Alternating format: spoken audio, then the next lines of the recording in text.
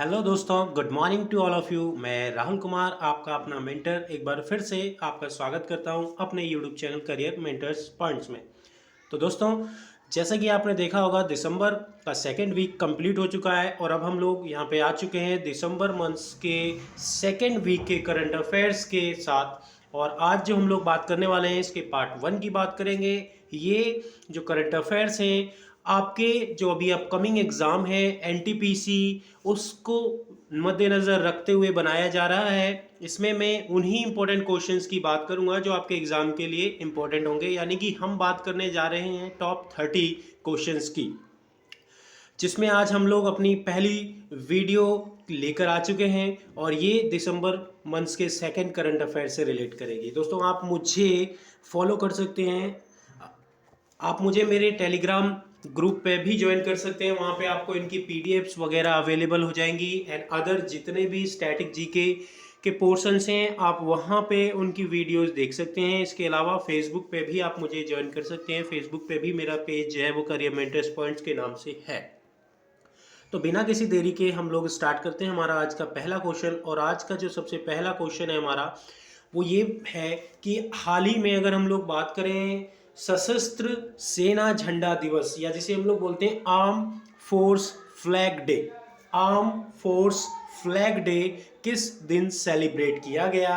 तो आप ध्यान रखिएगा, हर वर्ष 7 दिसंबर को, 7 दिसंबर को हम लोग इसे सेलिब्रेट करते हैं, आर्म फोर्स फ्लैग डे, जिसे हम लोग सशस्त्र सेना झंडा दिवस के नाम से जानते हैं। ये डे दोस्तों किस लिए सेलिब्रेट किया जाता है? तो ध्यान रखिएगा, यहाँ पे अगर हम लोग बात करें, इसमें आर्मी के जो लोग जिनकी शहादत हुई है, या जो अगर हम लोग बात करें जो कि वॉर के दौरान जो है जिनकी डेथ हुई है, उनको श्रद्धांजलि अर्पित की जाती है। और इसके रिगार्डिंग एक फंड बनाया गया है, जिसमें जो कि आप चैरिटी कर सकते हैं। अगर हम लोग बात करें, आपको अगर चैरिटी करनी है तो आप इसमें सेंट्रल आर्म फोर्स करके गूगल पे सर्च करिएगा, तो वहाँ आप चैरिटी कर सकते हैं। और आपके पैसे को, ध्यान रखिएगा, आपके पैसे को जो आर्मी, जो आर्म फोर्स है, उनके लिए खर्च किया जाएगा, उनके हितों के लिए खर्च किया जाएगा। तो बस आपको ये ध्यान रखना है कि आर्म फोर्स फ्लैग डे अभी हाल ही में कब सेलिब्रेट किया गया? तो ये 7 दिसंबर को सेलिब्रेट किया गया। आप यहाँ देख भी सकते हैं इमेज के माध्यम से, यहाँ पे मैं आपको यहाँ पे दिखा रहा हूँ, जिसमें ये बताया गया है, ये देखो 7 दिसंबर को यहाँ पे सशस्त्र सेना झंडा दिवस सेलिब्रेट किया गया है। और जिसका मुख्य उद्देश्य मैंने भी जैसा कि बताया, भारतीय सेना के जवानों का आभार प्रकट करने के लिए। और यहाँ पे ये एक धनराशि एकत्रित करते हैं और उस धनराशि का इस्तेमाल करते हैं किस लिए, वो मैंने आपको बताया। जो भी यहाँ पे जो सैनिक, उनके प्रोग्रेस के लिए किया जाता है। इसी के साथ अब हम लोग दूसरे क्वेश्चन की ओर बढ़ते हैं। दूसरा क्वेश्चन देखो यहाँ क्या पूछा गया है कि हाल ही में अगर हम लोग बात करें, चांद पर झंडा स्थापित करने वाला दूसरा कौन सा देश बन गया है? Which is the second country in the world to set the flag on the moon?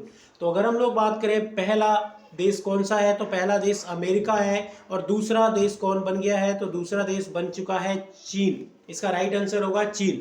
China की बात की जाए तो चाइना नेशनल स्पेस एडमिनिस्ट्रेशन के द्वारा यहाँ पे चंद्रमा पर इन्होंने झंडा फहराया और उसकी एक फोटो ली। और फोटो किसने ली? तो ध्यान रखिएगा, च्वाइंग स्पेस क्राफ्ट के द्वारा फोटो ली गई है और इसी ने ये फोटो शेयर किया, जिससे कि यहाँ पे चाइना जो है वो दूसरा देश बन चुका है चंद्रमा पर अपना झंडा स्थापित करने वाला। फर्स्ट कौन सा देश है? तो मैंने आपको बताया 1969 में अपोलो मिशन के दौरान अमेरिका ये कारनामा कर चुका है पहले ही। अब दोस्तों, आपके माइंड में ये बात तो आ रही होगी कि इंडिया भी तो चांद पर जा चुका है, तो इंडिया इसमें क्यों नहीं है? तो यहाँ पे आप ध्यान रखिए, हम बात करें वहाँ की धरती पे झंडा गाड़ने वाला कौन सा देश? दूसरा देश भारत भी।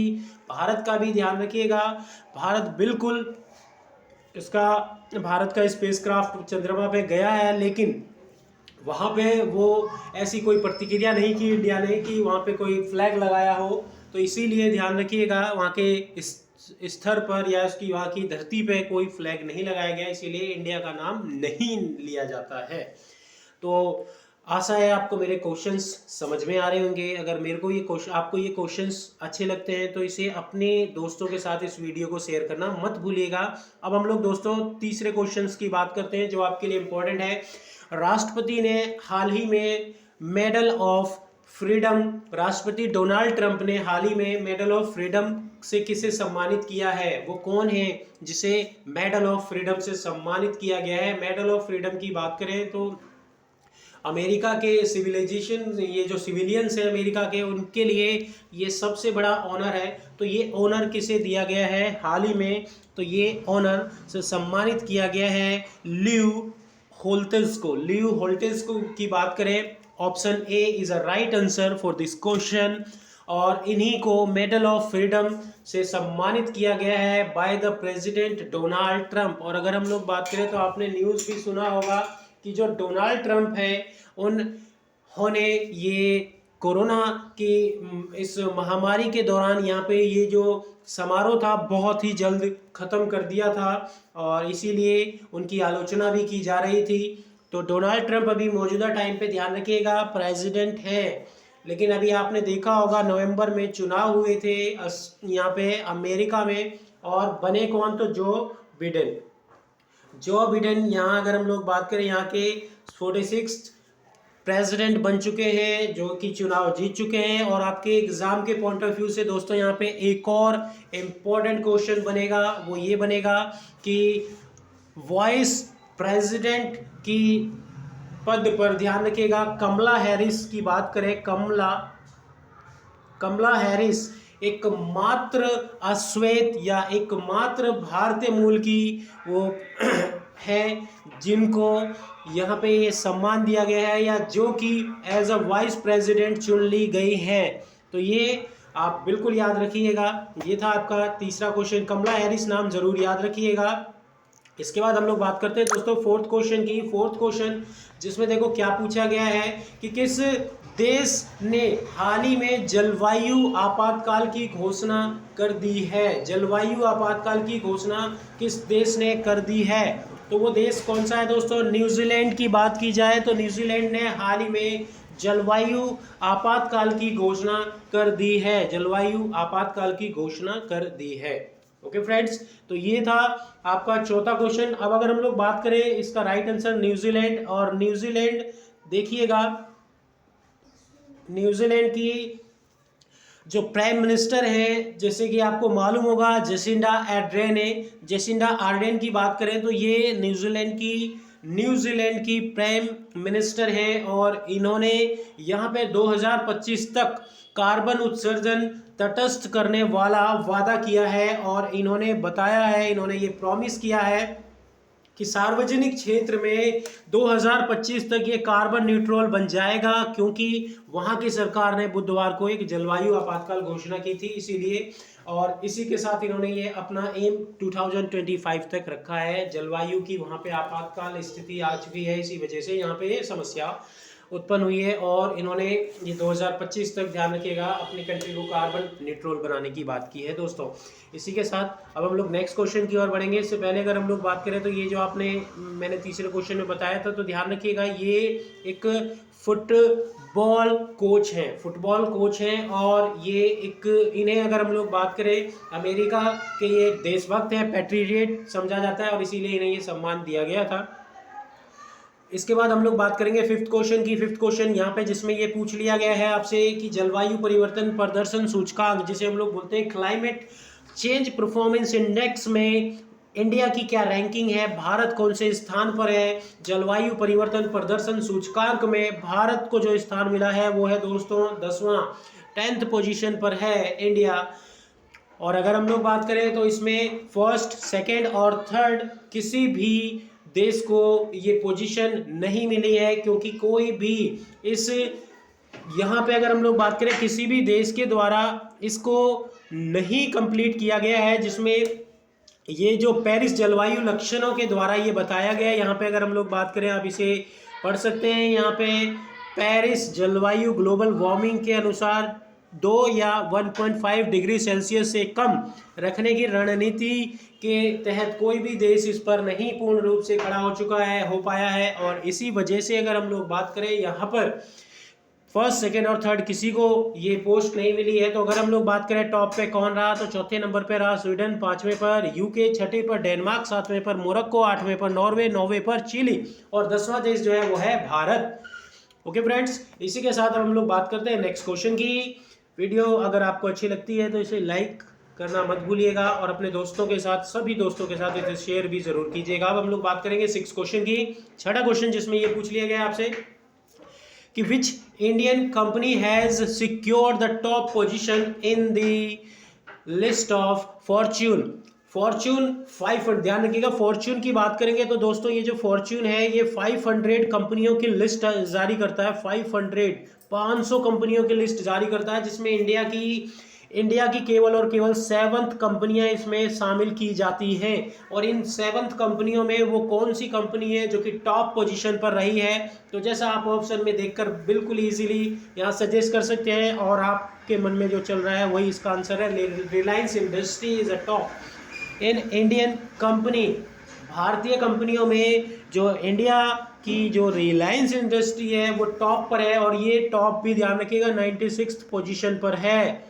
रिलायंस इंडस्ट्री 96th पोजीशन पर है। फोर्ब्स की जो फॉर्च्यूनर की जो 500 कंपनीज की लिस्ट में इसमें नंबर 1 पे कौन है, तो Walmart is number 1 company in 500 fortunes company. इसी के साथ नेक्स्ट क्वेश्चन दोस्तों यहाँ हम लोग बात करेंगे नेक्स्ट क्वेश्चन की बात। तो नेक्स्ट क्वेश्चन देखो यहाँ क्या पूछ लिया गया है कि नेक्स्ट क्वेश्चन देखो पूछा गया है आपसे कि ये जो हाल ही में सकीर ग्रैंड प्रिक्स 2020 रेस किसने जीत लिया है। तो आप ध्यान रखिएगा दोस्तों, मैंने एक अलग से वीडियो बना रखी है ग्रैंड प्रिक्स के ऊपर, क्योंकि ये इंपॉर्टेंट है आपके एग्जाम से, खासकर जो स्टूडेंट बैंक की प्रिपरेशन कर रहे हैं वो तो आप लिख के ले लीजिए कि एक क्वेश्चन इसमें से बनेगा ही बनेगा आपके आने वाले अपकमिंग एग्जाम में। तो हाल ही में ये रेस किसने जीत ली है, तो ध्यान रखिएगा ये रेस जीत ली है सर्जियो पेरेस की बात करें तो उन्होंने ये रेस जीत ली है। और इसमें दूसरे नंबर पर कौन रहे हैं, तो एस्टेबन ओकॉन और तीसरे नंबर पर लॉस स्ट्रॉक। तो ध्यान रखिएगा ये रेस किसने जीती है, सर्जियो पेरेस ने, जो कि मैक्सिको के रहने वाले हैं, मैक्सिको के रेसिंग हैं। और ये कौन सी गाड़ी ड्राइव करते हैं, तो BMW